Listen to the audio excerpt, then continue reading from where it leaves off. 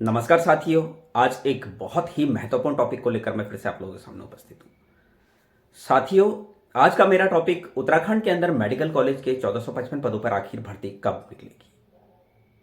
क्यों उत्तराखंड के बेरोजगार नर्सेस को इतना लंबा इंतजार करना पड़ रहा है। आप समझिए, 2020 में स्वास्थ्य विभाग और मेडिकल कॉलेज के लगभग 2621 पदों पर एक साथ विज्ञप्ति जारी हुई थी। उसके बाद लगातार वर्षवार की लड़ाई चली और फिर जब 24 अक्टूबर 2022 में हाईकोर्ट से डिसीजन आया तो स्वास्थ्य विभाग और मेडिकल कॉलेज दोनों के लिए आया था कि वन टाइम सेटलमेंट के तहत वर्षवार नियुक्ति इनको दी जाए। लेकिन सिर्फ और सिर्फ स्वास्थ्य विभाग के 1564 पदों पर विज्ञप्ति जारी की गई, जिसका मैंने उस समय भी विरोध किया था।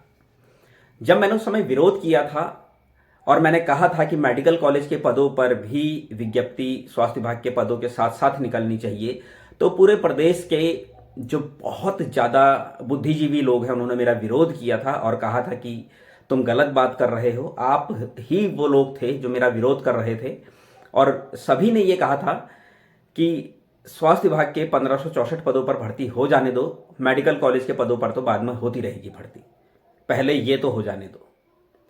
जबकि मेरा कहना यह था कि जब भर्ती एक साथ शुरू में आई है तो एक साथ ही पद भरे जाने चाहिए, अलग अलग नहीं भरे जाने चाहिए। क्योंकि जो लड़ाई लड़ी गई थी वो सिर्फ और सिर्फ स्वास्थ्य विभाग के पदों के लिए नहीं लड़ी गई थी, वो स्वास्थ्य विभाग और मेडिकल कॉलेज दोनों पदों के लिए लड़ी गई थी और वो लड़ाई जूनियर और सीनियर ने मिलकर लड़ी थी।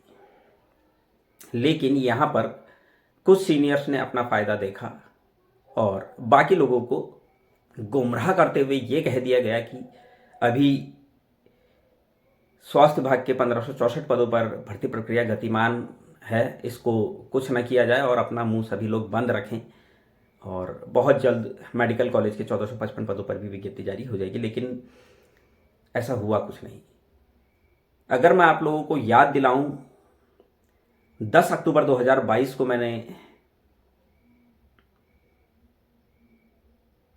कहा था कि मेडिकल कॉलेज और स्वास्थ्य विभाग के पदों पर एक साथ विज्ञप्ति जारी होनी चाहिए। उसके बाद 12 दिसंबर 2022 को स्वास्थ्य मंत्री जी से मिलने के लिए मैंने कहा था और मैंने ये भी कहा था कि दोनों विभागों में एक साथ भर्ती प्रक्रिया शुरू होनी चाहिए, सिर्फ स्वास्थ्य विभाग के 1564 पदों पर विज्ञप्ति जारी नहीं होनी चाहिए।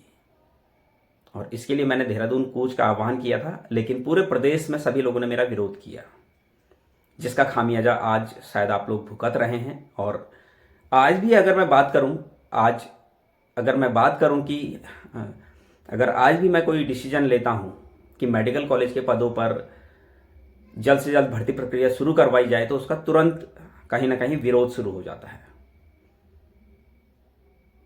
क्यों हो जाता है ये आप लोग ज़्यादा बेहतर जानते होंगे। आपको क्या लगता है मैं नहीं जानता हूं, लेकिन कहीं ना कहीं आप लोगों को ये जरूर लगता है कि बबलू जो काम कर रहा है वो गलत कर रहा है, ऐसा आप लोगों को लगता है।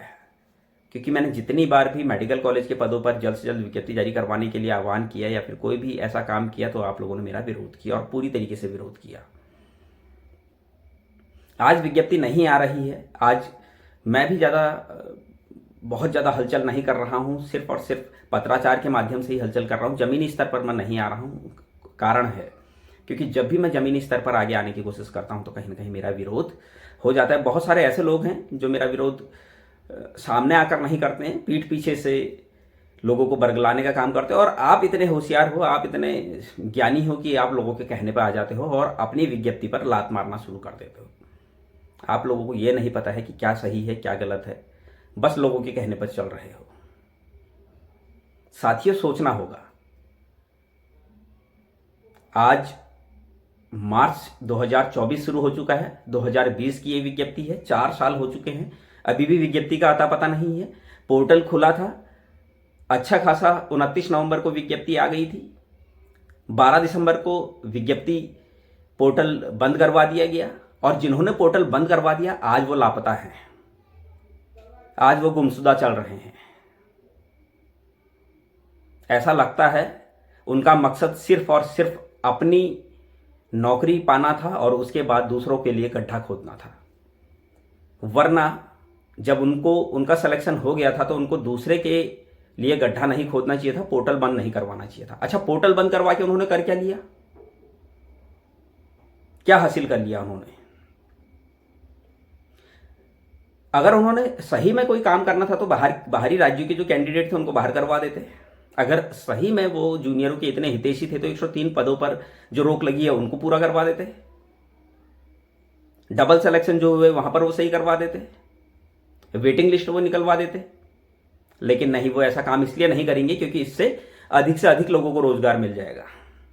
उनका मकसद सिर्फ और सिर्फ अपनी नियुक्ति, उनको सिर्फ अपने रोजगार से मतलब था और उनको एक मतलब था कि औरों का रोजगार ना लगे और कोई भी जो है नौकरी हासिल, सरकारी नौकरी हासिल ना कर सके। ये मैं इसलिए कह रहा हूं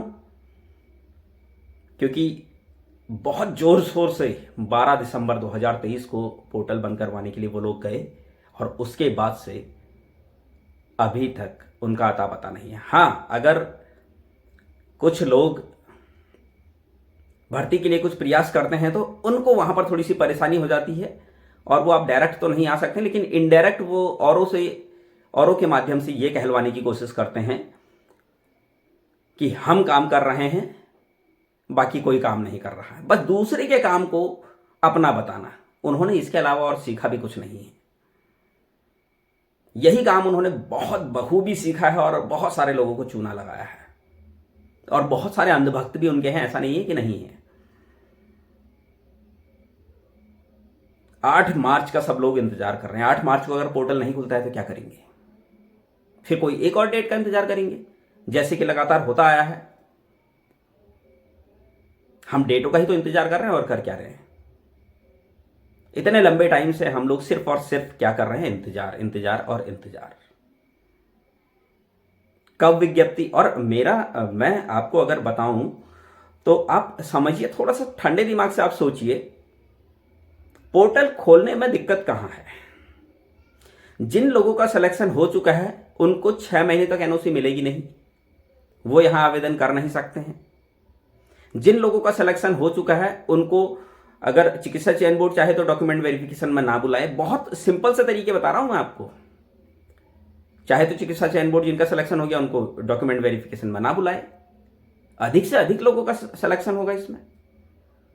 और मैं आपको एक चीज और बताना चाहता हूं, जब स्वास्थ्य विभाग के 1564 पदों में से 1376 लोगों का सिलेक्शन हो गया था और 12 दिसंबर 2023 से फॉर्म भरे जाने थे, 1 जनवरी लास्ट डेट थी, तो सब कुछ क्लियर चल रहा था, सब कुछ अच्छा खासा चल रहा था। थोड़ा सा स्वास्थ्य विभाग के कर्मचारियों को रोक दिया जाता, ज्वाइनिंग नहीं देते।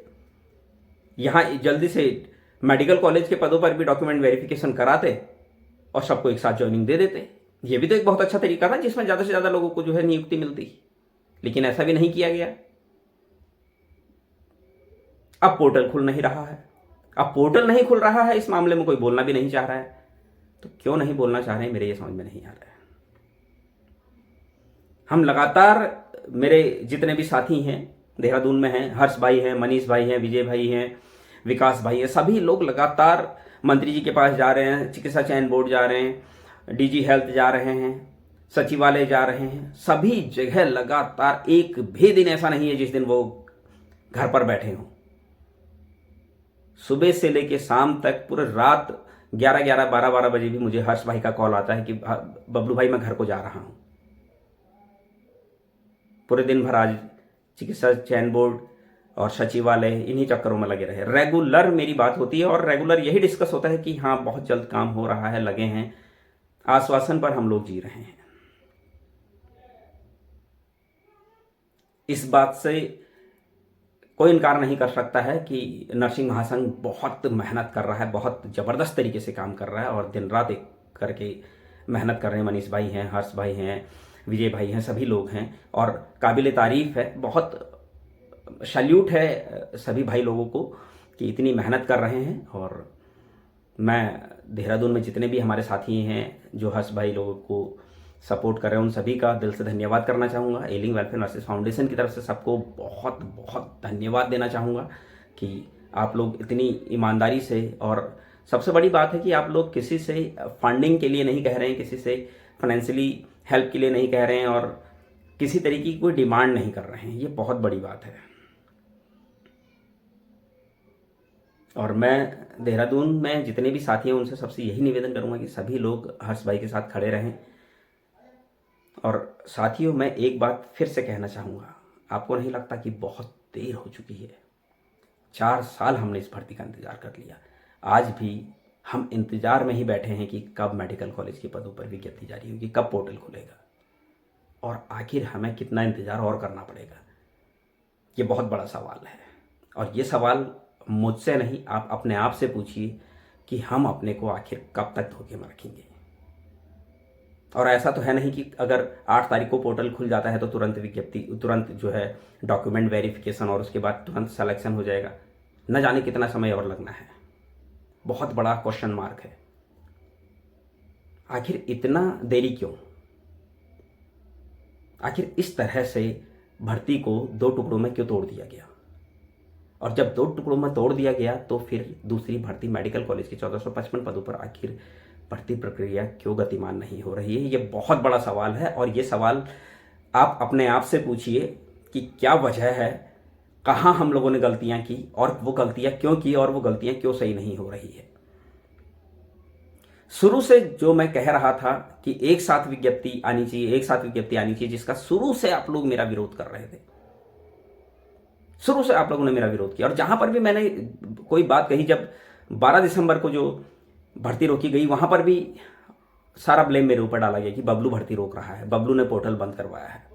सभी लोगों ने, पूरे उत्तराखंड के समस्त बेरोजगार नर्सेज ने एक ही बात कही कि सिर्फ और सिर्फ बबलू ने पोर्टल बंद करवाया है। जबकि ये सभी जानते थे पोर्टल किसने बंद करवाया, लेकिन लोग इस कदर अंधभक्ति में लीन हो चुके हैं कि उनको दिखता ही नहीं है कौन क्या कर रहा है। अगर अभी भी आपका यही हाल है तो आप सोचिए कैसे भर्ती पूरी होगी।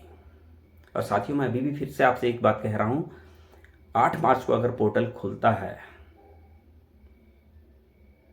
तो आवेदन कब से शुरू होंगे? सोचना, बैठना, सोचना, आवेदन कब से शुरू होंगे,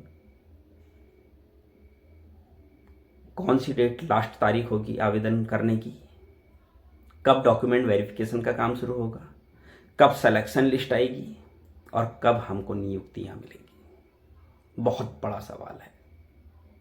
और क्या गारंटी है कि मामला कोर्ट में नहीं जाएगा? बहुत बड़ी एक वजह बता रहा हूं कोर्ट में जाने की। अदर स्टेट का मामला, जो कि साफ सुथरा सा मामला है, ग्रुप सी का एक जियो है कि अदर स्टेट का कैंडिडेट ग्रुप सी की भर्ती में अप्लाई कर ही नहीं सकता है। उस जियो को आधार बना के अदर स्टेट के कैंडिडेट को आप बाहर कर सकते थे,